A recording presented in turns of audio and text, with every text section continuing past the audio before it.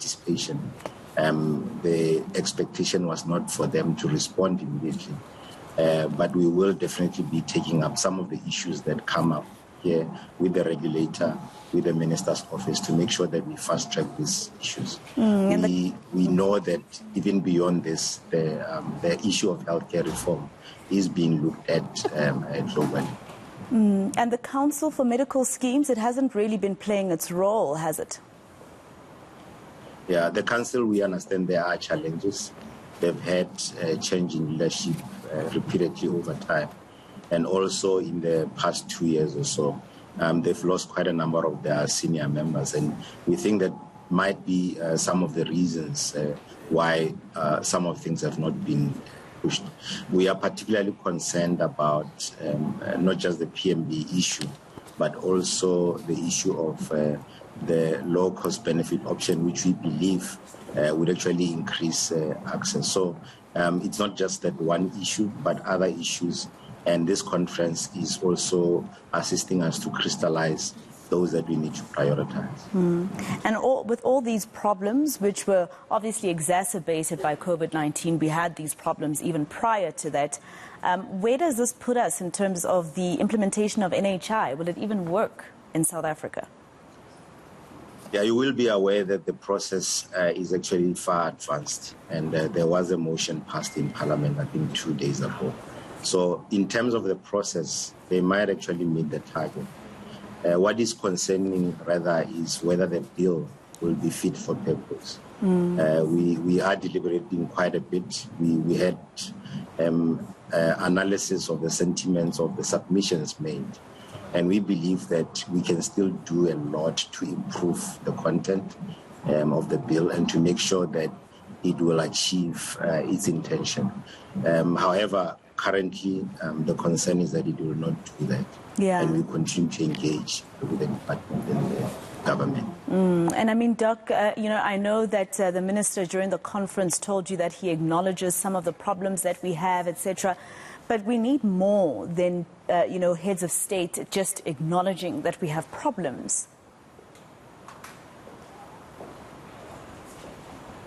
All right, it looks like we've lost Dr. Mutudi there. It seems his network has basically left us, but that was Managing Director Dr. Mutudi. Now, teacher unions are rejecting the recent decision by the Basic Education Department to withdraw its teacher incentive policy. Minister Angie Motshekga gazetted the withdrawal last week. Let's get reaction now from Nkosana Dolopi, the Deputy General Secretary of the Teachers Union, SADTU. Mr. Dolopi, thank you very much for your time.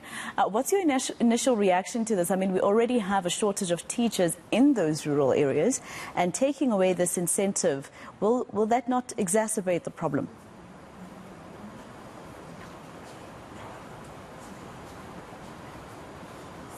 You just need to unmute, please, for us, Mr. Dolopi. We cannot hear you. Just make sure you're unmuted.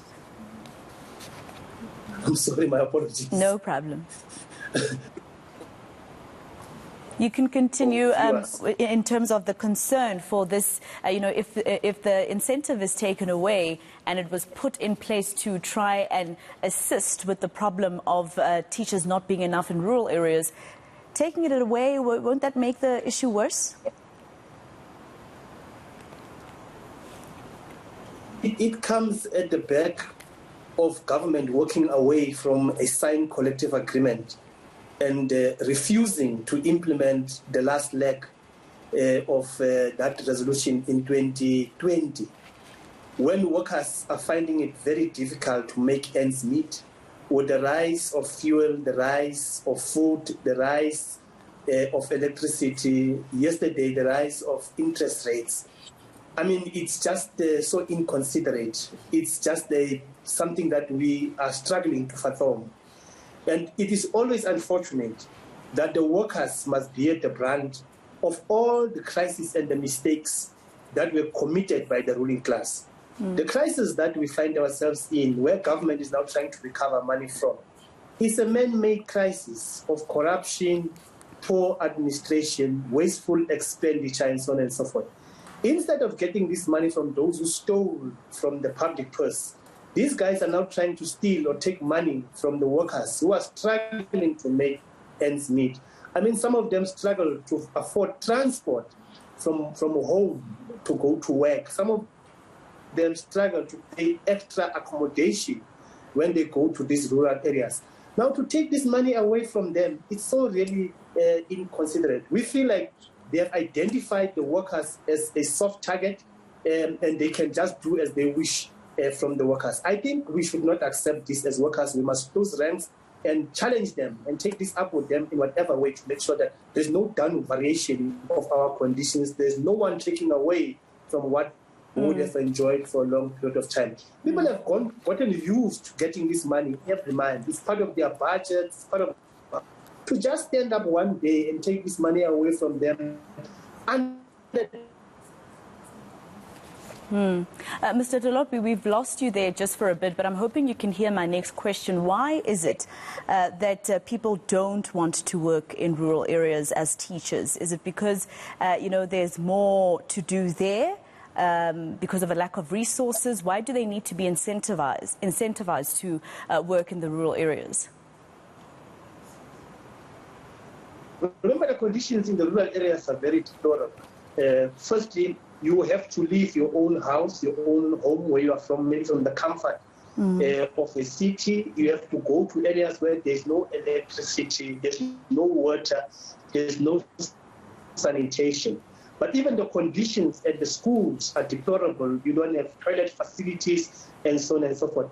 Accommodation is even a challenge for teachers to secure in these rural areas. So it's quite difficult for you to leave your house and to go into these deep rural areas there. So that's why we felt like we need to incentivize them, because for a long period of time, we could not attract our best teachers into these rural areas. So this incentive was to make sure that we retain those who are there, but also make sure that we attract few additional ones who should then be able to go in there. So when you take away these incentives from these teachers, in fact, you are also punishing the children who are taught in these rural areas, because the best teachers will just walk away from those schools.